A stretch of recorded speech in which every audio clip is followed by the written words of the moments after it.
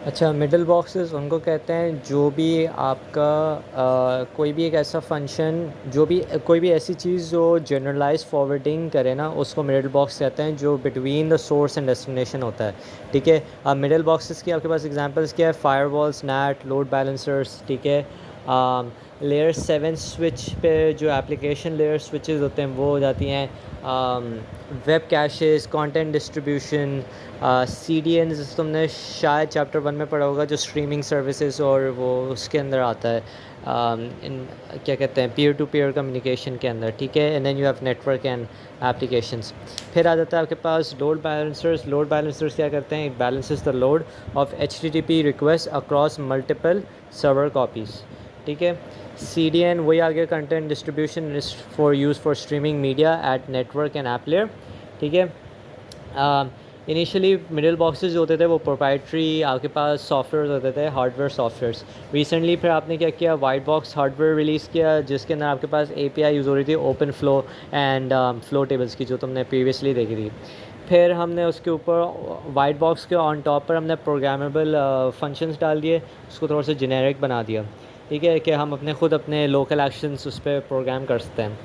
तो आपके पास जो वाइट बॉक्सेस की कुछ एग्जांपल्स हैं, वो एक SDN है। ठीक है, जिसको हम चैप्टर 5 में देखेंगे, but the concept of SDN is pretty simple, कि आपके पास जो ट्रेडिशनल राउटिंग जो होती है, ठीक है, उसके अंदर क्या होता है कि आपके पास एक फॉर एग्जांपल PC यहाँ है और एक PC यहाँ है, और बीच में आपके पास बहुत सारा ट्रैफिक है। ठीक है, राउटर्स का ट्रैफिक है। अब आपके पास दो प्रिंसिपल्स होते हैं, एक डेटा प्लेन का प्रिंसिपल होता है, एक कंट्रोल प्लेन का होता है। सो मैं लिख देता हूँ, एक कंट्रोल प्लेन है, ठीक है, और एक आपके पास डेटा प्लेन है। ठीक है, डेटा प्लेन जो होती है वो आपकी लोकल होती है, इसको हम कहते हैं फॉरवर्डिंग। और कंट्रोल प्लेन जो होती है वो होती है आपके पास ग्लोबल, और इसको हम बोलते हैं राउटिंग। अब जो ट्रेडिशनल तरीका था वो ये था कि आप क्या करते हैं, कंट्रोल प्लेन भी अपने जो टेबल्स हैं वो बना के दे रहे होते हैं। ट्रेडिशनली आप मैनुअली सेट कर रहे होते हैं कि भाई इसको यहाँ जाएगा, फिर यहाँ जाएगा, फिर यहाँ जाएगा, and so on so fourth. ठीक है, बट SDN ने ये बोला कि आप ये ट्रेडिशनली टेबल्स बनाने के बजाय क्या करो, एक रिमोट सर्वर यहाँ बना दो, एक रिमोट सर्वर यहाँ बना दो, वो ऑटोमेटिकली कंप्यूट करेगा कि उसको कौन सा राउटिंग यूज़ करनी है।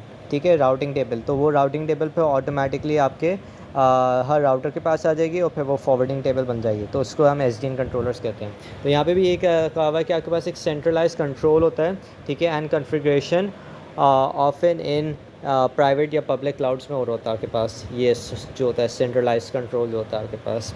ठीक है, फिर आपके पास आ जाता है NFV, which is network functions virtualisation. This is programmable services over white box networking, computation and storage. ठीक है, so this is like you can imagine this as um, router as like a Cisco packet tracer। ठीक है, कि आप virtualise कर रहे हैं अपने नेटवर्क के फंक्शंस। यहाँ पे आप उसको ऐसे भी समझ सकते हैं कि हमने एक राउटर बना दिया और उस राउटर के अंदर सारी फंक्शनैलिटीज डाल दी, फायरवॉल, नैट वगैरह वगैरह।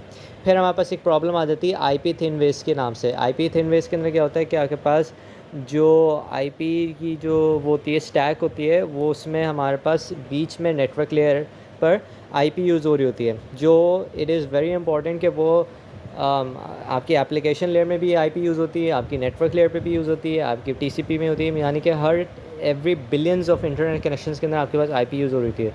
तो आपके पास IP एक बॉटलनेक क्रिएट हो सकता है। तो उसको हटाने के लिए हमने क्या किया, हमने ये मिडल बॉक्सेस ऐड कर दिए। So IP middle boxes are like acting as a network layer protocol. ठीक है, और एक और चीज़ ये थी कि आप अपने राउटर्स को लाइक TCP कनेक्शंस के जो वो थे, control, congestion control, reliable control जो मैकेनिज़म्स थे, वो भी इंस्टॉल कर सकते हो। ठीक है, लेकिन उसका मसला ये आता है कि आपको उसको हर एक राउटर के हर हॉप पे इसको इम्प्लीमेंट करना होगा, और अगर एक राउटर फेल होगा तो फिर सारी जगह वो फेल होना शुरू हो जाएगा। तो वहाँ पर थोड़ा सा टाइम कंज्यूमिंग हो जाता है उसको फिक्स करना है। इसलिए हम कोशिश ये करते हैं कि हम रिलायबल और कंजेशन कंट्रोल जो है उसको सिर्फ TCP और ट्रांसपोर्ट लेयर तक रखें।